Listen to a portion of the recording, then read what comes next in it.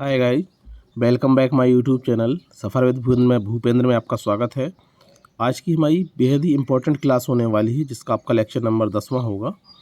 आपको मालूम होगा हम यूपी टेट 2026 को टारगेट करते हुए व सुपर टेट 2026 को टारगेट करते हुए पर्यावरण के इम्पोर्टेंट प्रश्नों की श्रृंखला चालू कर रहे हैं।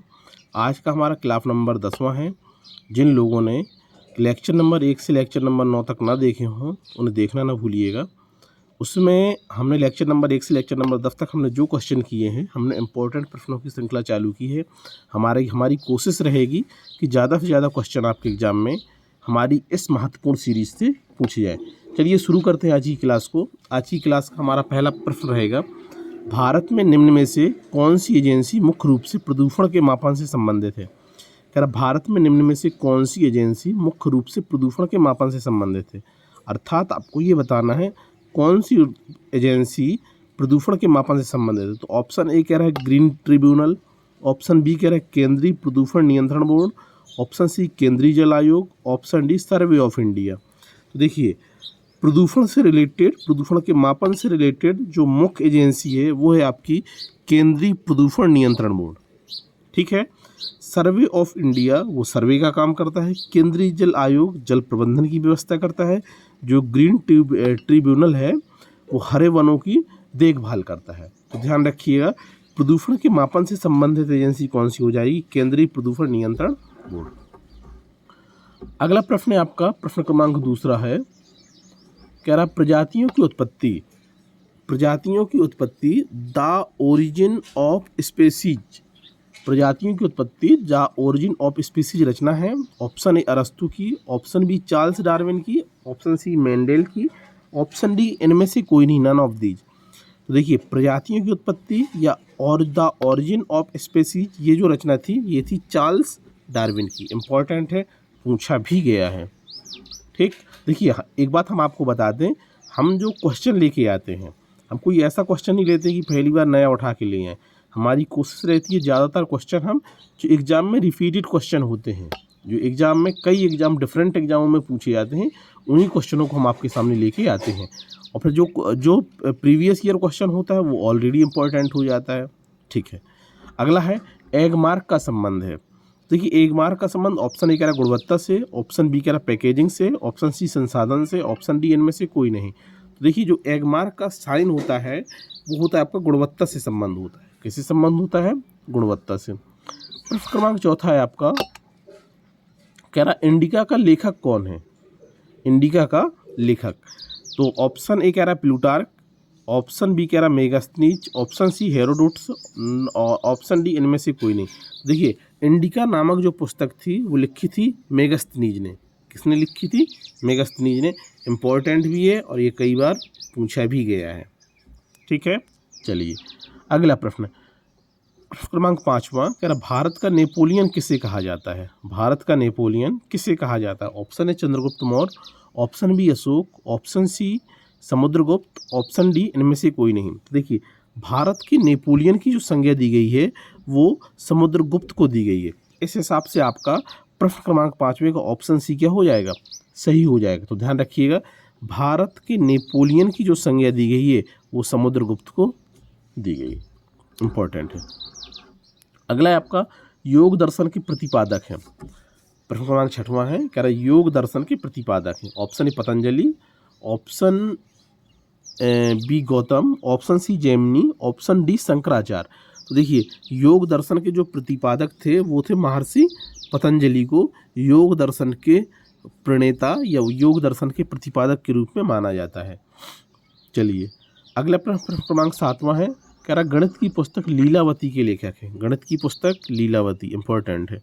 गणित की पुस्तक लीलावती के लेखक option A Ramanuja, option B Kautilya, option C Amartya Sen, option D Bhaskaracharya. तो देखिए, गणित की जो पुस्तक थी लीलावती उसके जो लेखक थे वो थे आपके भास्कराचार्य। कौन थे? भास्कराचार्य। तो ध्यान दीजिएगा, इम्पोर्टेंट है। चलिए अगला प्रश्न है प्रश्न क्रमांक 8 कह रहा पंचतंत्र मूल रूप से लिखी गई है। तो option A Kalidas, option B Vishnu Sharma द्वारा, ऑप्शन सी तुलसीदास द्वारा, ऑप्शन डी रैदास द्वारा। तो देखिए, पंचतंत्र की जो कहानियाँ और जो रचना थी वो मुख्य रूप से किसने लिखी, किसके द्वारा लिखी गई थी? वो लिखी गई थी विष्णु शर्मा द्वारा। किसके द्वारा लिखी गई थी? विष्णु शर्मा द्वारा। तो इम्पोर्टेंट हो जाता है। अगला प्रश्न है शाकुंतलम किसने लिखा है? Option A Banabhatta, option B Vedvyas, option C Kalidas, option D Bhavabhuti. देखिए शकुंतलम एक महाकाव्य था और शकुंतलम की रचना की थी महर्षि कालिदास ने। किसने की थी? कालिदास ने। प्रश्न क्रमांक 10। प्रश्न क्रमांक 10वां है भारतीय संविधान को कितने भागों में बांटा गया है? भारतीय संविधान कितने भागों में बांटा गया है, विभाजित किया गया है? ऑप्शन ए कह रहा 16 भागों में, ऑप्शन बी कह रहा 22 भागों में, ऑप्शन सी कह रहा 24 भागों में, ऑप्शन डी कह रहा 25 भागों में। तो देखिए भारतीय संविधान को जब हम भागों में डिवाइड की बात करें तो भारतीय संविधान को 22 भागों में बांटा गया था। कितने भागों में बांटा गया था? 22 भागों में बांटा गया था। प्रश्न क्रमांक 11वां है कह रहा नागरिकता से संबंधित प्रावधान संविधान के किस भाग में है? नागरिकता से संबंधित प्रावधान तो कह रहा है भाग 1 में, भाग 3 में, भाग 2 में और इनमें से कोई नहीं। तो देखिए नागरिकता से संबंधित जो प्रावधान थे वो भाग 2 में रखे गए हैं। भाग 2 में रखे गए हैं और ये भाग 2 में अनुच्छेद आर्टिकल 5 से आर्टिकल 11 तक इनकी बात कही गई है। ठीक है, तो ध्यान रखिएगा नागरिकता से संबंधित प्रावधान भाग 2 में रखे गए हैं और इनकी बात जो कही गई अनुच्छेद 5 से अनुच्छेद 11 के बीच नागरिकता संबंधी बातें कही गई हैं। चलिए अगला प्रश्न क्रमांक 12वां कह रहा भारतीय संविधान की प्रस्तावना में समाजवादी, पंथनिरपेक्ष तथा अखंडता शब्द जोड़े गए थे। कौन कौन जोड़े गए थे? समाजवादी, पंथनिरपेक्ष तथा अखंडता शब्द जोड़े गए थे। ये किस संशोधन द्वारा जोड़े गए थे? ऑप्शन ए कह रहा है 25वां संशोधन, ऑप्शन बी कह रहा है 42वां संशोधन, ऑप्शन सी 44वें संशोधन, ऑप्शन डी 52वें संशोधन द्वारा। तो आपको पता होना चाहिए कि भारतीय संविधान की जो प्रस्तावना थी, प्रस्तावना में 3 शब्द जोड़े गए थे, समाजवादी, पंथनिरपेक्ष तथा अखंडता शब्द जोड़े गए थे।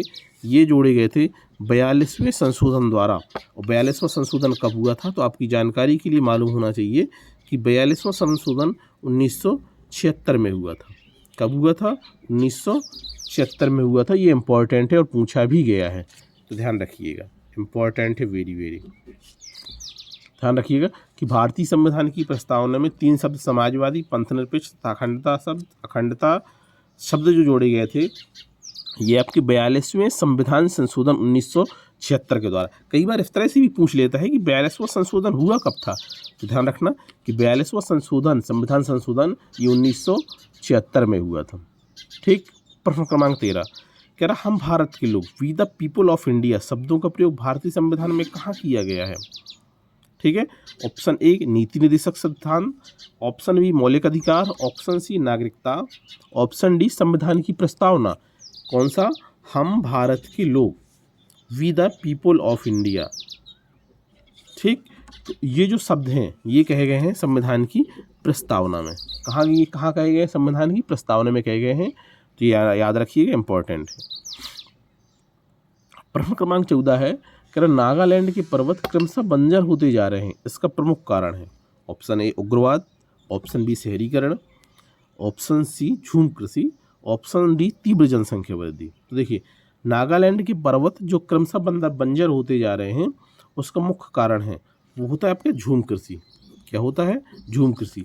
झूम कृषि खेती की एक प्रणाली है।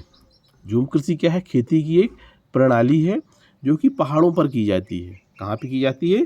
पहाड़ों में या पर्वतों में की जाती है। तो ध्यान रखिएगा इसका मुख्य कारण क्या रहा है? झूम कृषि रहा है। नागालैंड में विशेषकर जनजातियाँ पाई जाती हैं। क्या पाई जाती हैं? जनजातियाँ पाई जाती हैं।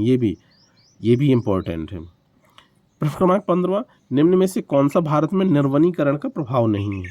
निर्वनीकरण का मतलब होता है वनों के न होने का प्रभाव नहीं है, ये है निर्वनीकरण का मतलब। ऑप्शन ए कह रहा है हिमालय में जल स्रोतों का सूखना, बिल्कुल है।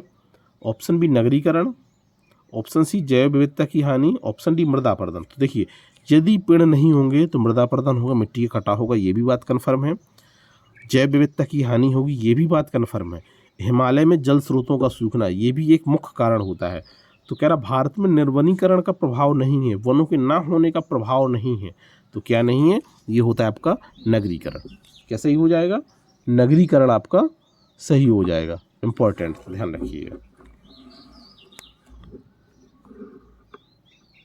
ठीक है, चलिए अब है आपका प्रश्न क्रमांक 16 और आज का अंतिम प्रश्न। कह रहा मिलान कीजिए, काजीरंगा पार्क ये असम में है।